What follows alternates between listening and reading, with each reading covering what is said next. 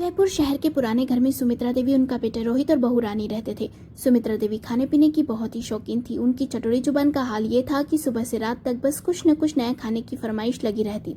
मोहल्ले की गोलगप्पे वाली रेहड़ी वाले तक उन्हें नाम से पहचानते थे। उनका नारा था, जिंदगी क्या है, स्वाद ही तो है।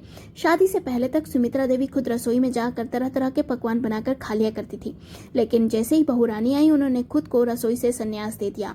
अब बस फरमाइशें बहू पर लादना उनका रोज का काम हो गया। सुबह होते ही आवाज लगाती, रानी आज आलू के पराठे बना देना, साथ में दही भी रख देना, बिना पराठे के नाश्ता अधूरा लगता है। कभी मूड बदल जाता तो कह देती, आज इडली सांभर बना देना, बड़े दिन हो गए खाए।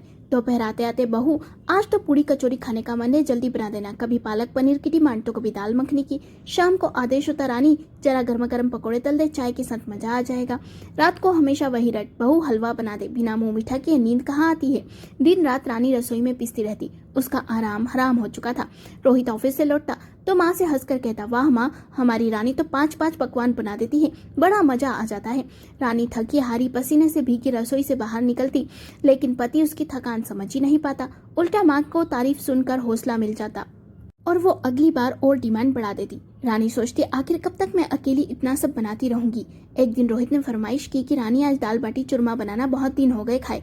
रानी सुबह से काम में जुट गई। रसोई का धुआं, गर्मी, थकान, आखिरकार रानी का शरीर जवाब दे गया और वो चक्कर खाकर वहीं गिर पड़ी। रोहित और सुमित्रा देवी घबरा कर दौड़े। रोहित चिल्लाए, रानी क्या हुआ, तुम ठीक तो हो? डॉक्टर को बुलाया गया। जांच के बाद डॉक्टर ने गंभीर स्वर में कहा, देखिए बहू पर काम का बोझ जरूरत से ज्यादा है। वो दिन रात रसोई में लगी रहती है, अगर उसे आराम नहीं मिला तो उसकी तबीयत और बिगड़ सकती है। डॉक्टर की बातें सुनकर रोहित और सुमित्रा देवी दोनों सन्न रह गए।